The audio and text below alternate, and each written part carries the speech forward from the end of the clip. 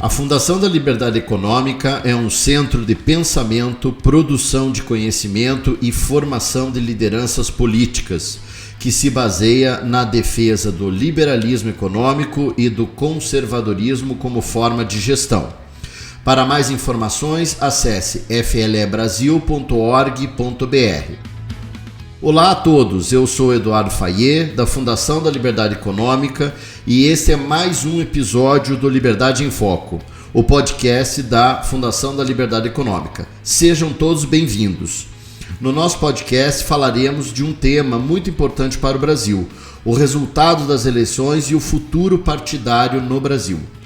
E para falar sobre esse assunto, convidamos o Dr. Bernardo Santoro, entrevistado da Fundação da Liberdade Econômica. Dr. Bernardo é mestre em Teoria do Direito, especialista do Instituto Milênio e do Instituto Liberal do Rio de Janeiro.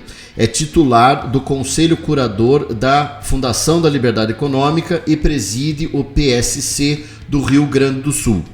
Bernardo, é uma satisfação recebê-lo aqui no podcast da Fundação da Liberdade Econômica. Seja muito bem-vindo. Muito obrigado, Eduardo. Um grande abraço a todos os nossos ouvintes. É sempre uma honra estar falando aqui para a Fundação da Liberdade Econômica, que eu tenho a honra de ser membro do Conselho Curador.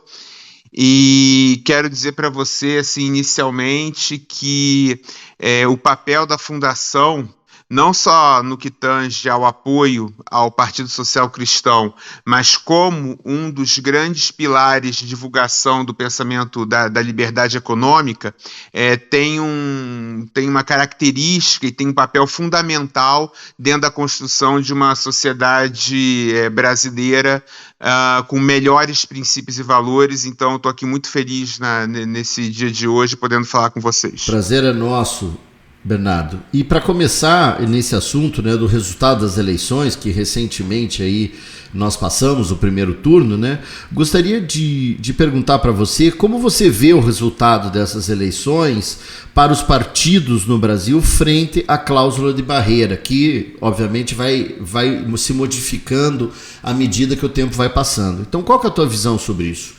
Olha, eu vejo, por incrível que pareça, com uma visão muito positiva, tá? Porque a democracia partidária brasileira, ela sempre foi muito bagunçada nessa... Ele tem como característica, um multipartidarismo, um pluripartidarismo, nessa nova fase democrática brasileira, inaugurada principalmente pela Constituição de 88.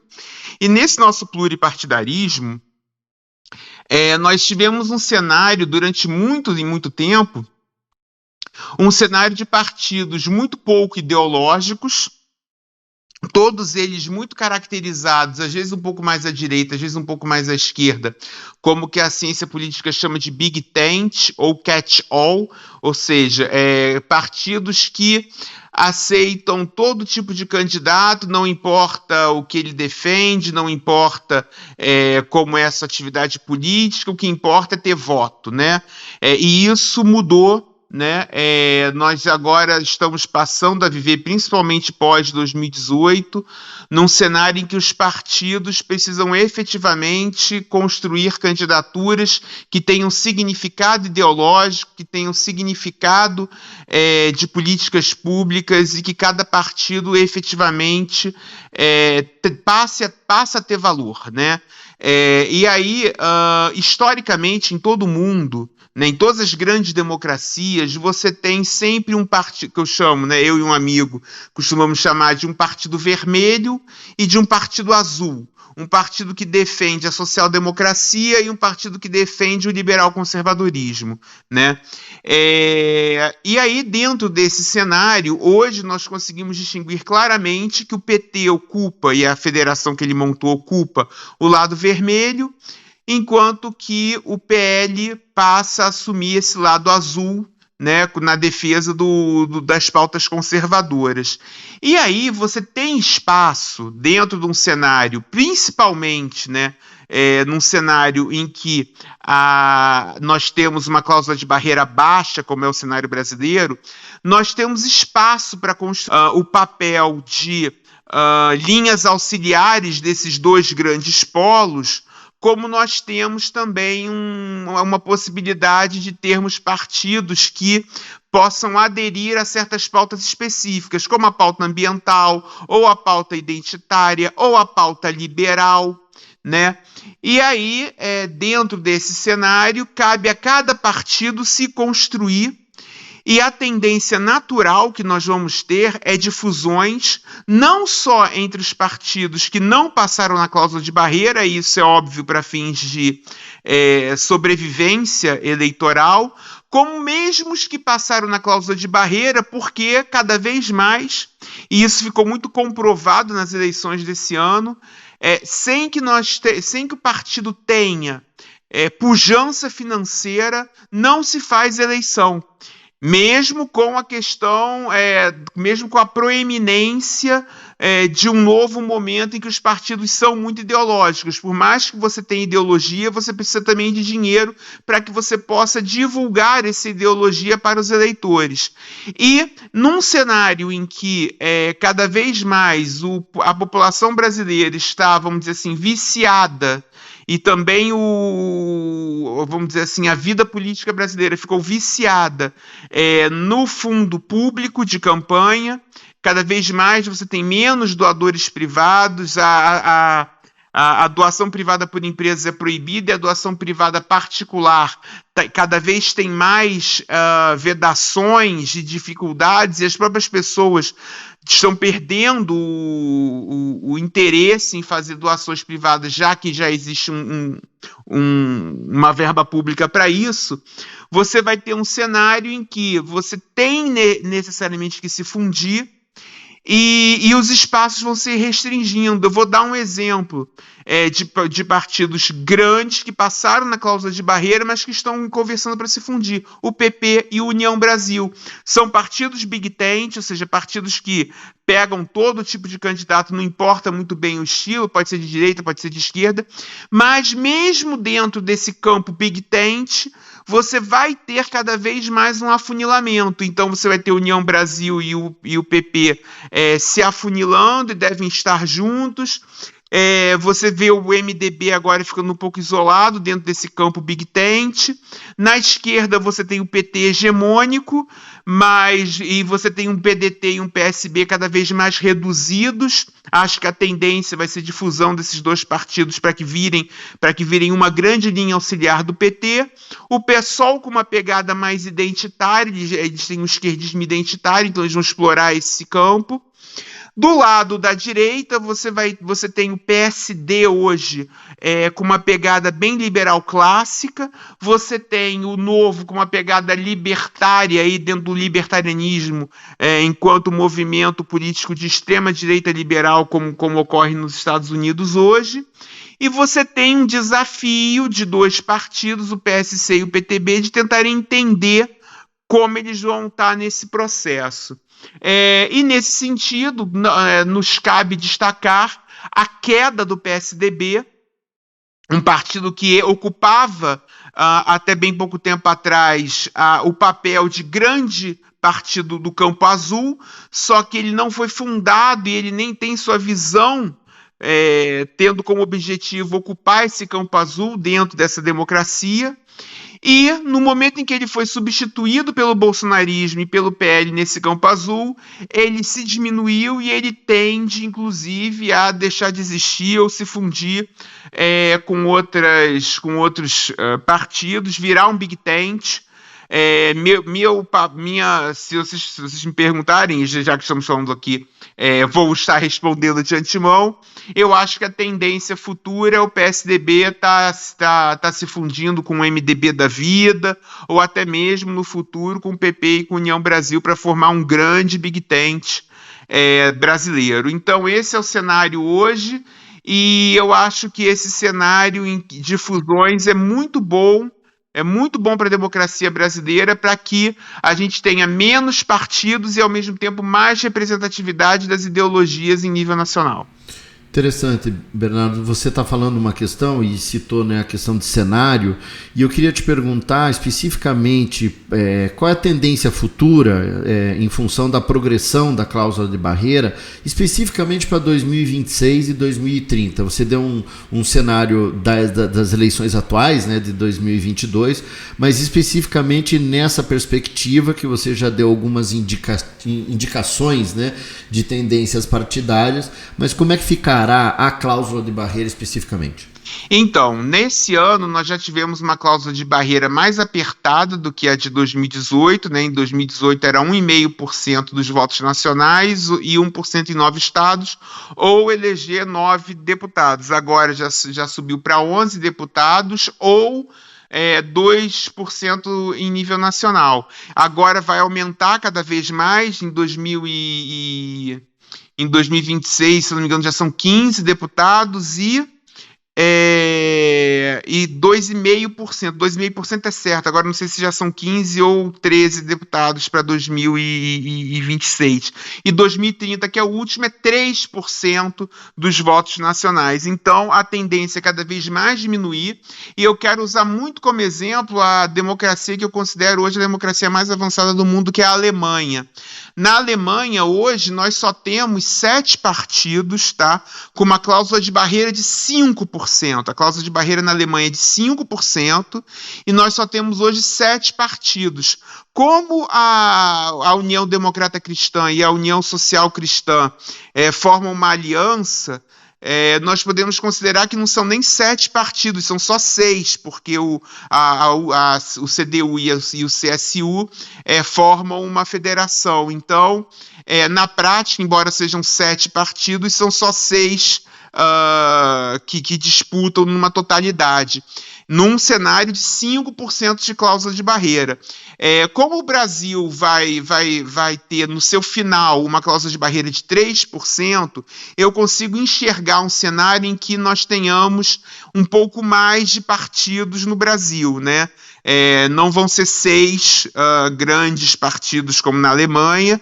Nós podemos ter aí, no final das contas, uns 10 partidos.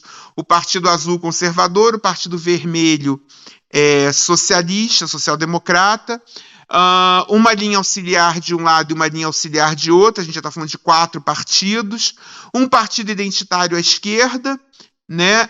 Um partido liberal genuíno, que eu não sei qual vai ser. Um grande partido Big Tent, ou 2, né? Aí já tem 8, e talvez algum outro fenômeno político que apareça. A gente está falando aí de 9, 10 partidos. E aí eu estou levando em consideração também as federações, ou seja, a gente, por exemplo, tem o PT, que na verdade é uma federação com o PCdoB e o PV. Nesse sentido, eu estou enxergando essa federação como um partido só, porque na prática o PCdoB jamais deixará de se federar com o PT, porque o PCdoB não tem tração social suficiente para ser um partido autônomo e conseguir passar na cláusula de barreira de 3%, idem para o PV.